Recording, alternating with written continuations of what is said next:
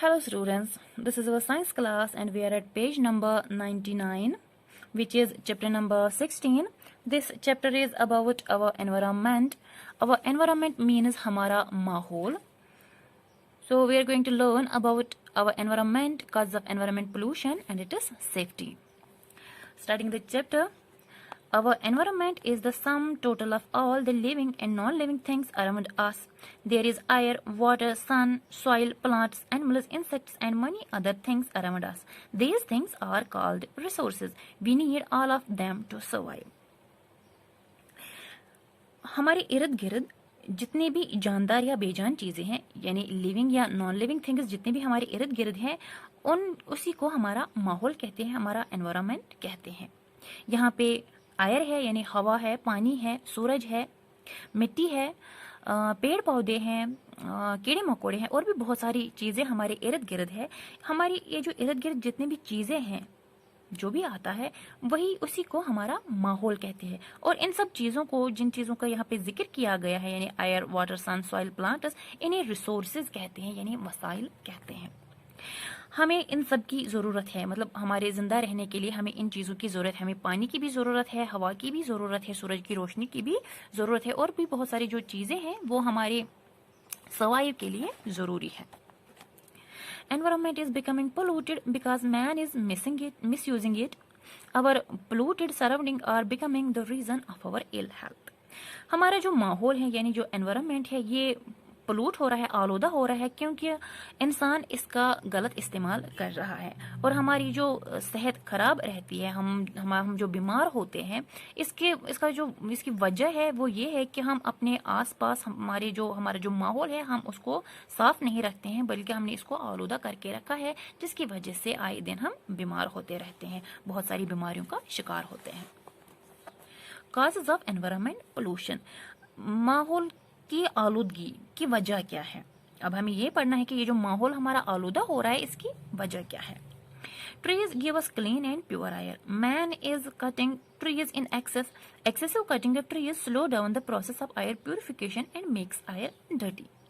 हम ये जानते हैं और हम ये पढ़ते आ रहे हैं कि जो दरख्त है वो हमें साफ हवा देते हैं, लेकिन इंसान इन दरख्तों की बेतहाशा कटाई करता है. और ये जो बेतहाशा कटाई हो रही है दरख्तों की, इससे क्या हुआ कि जो एयर की प्यूरिफिकेशन थी, जो एयर को साफ करने का जो प्रोसेस करते थे ये दरख्त, वो धीमी हो गई है, वो कम हो गई है, जिसकी वजह से हवा गंदी हो रही है.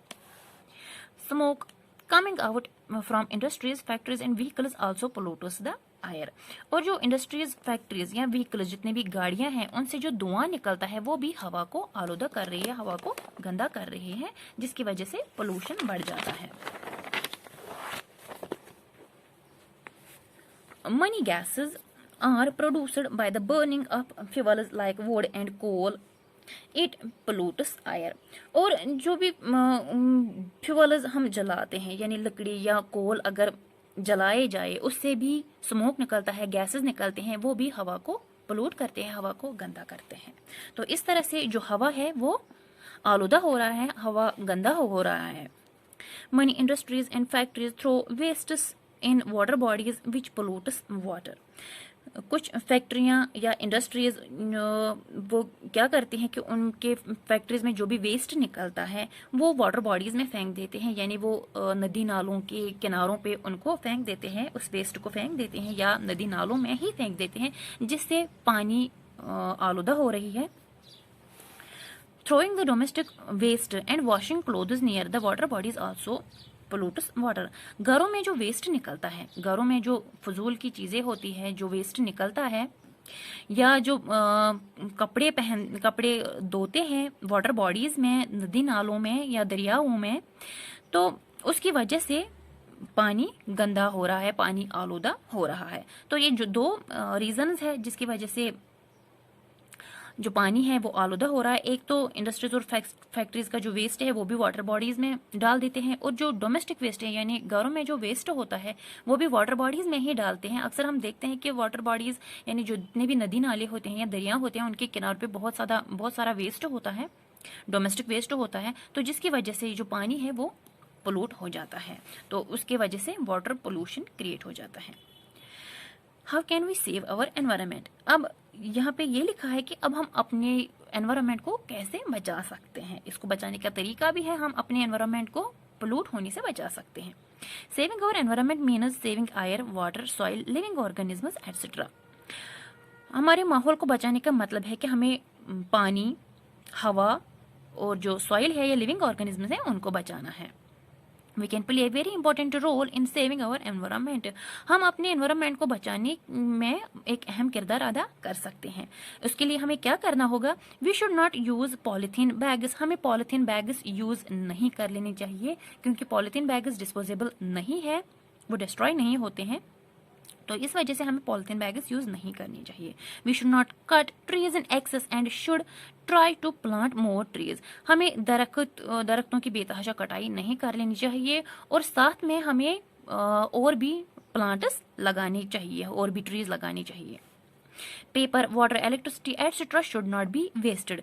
पेपर यानी कागज, पानी और जो बिजली है वो हमें वेस्ट नहीं कर लेनी चाहिए। उसका हमें इस्तेमाल जो है वो हमें उसका कम इस्तेमाल कर लेना चाहिए। जब हमें उसकी ज़रूरत हो तभी इस्तेमाल कर लेना चाहिए, उसके बाद बंद रखना चाहिए, उसे वेस्ट नहीं करना चाहिए। We should not throw waste in water bodies. हमारा जो डोमेस्टिक वेस्टेज होता है, जो भी हमारे घरों में वेस्ट होता है, हमें वो वाटर बॉडीज़ में नहीं डालना चाहिए। We should be very caring for animals. जो भी एनिमल्स होते हैं हमें उनकी देखभाल कर लेनी चाहिए।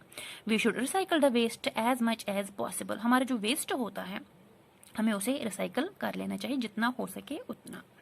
तो ये एनवायरनमेंट के बारे में आज हमने पढ़ा है इस चैप्टर में।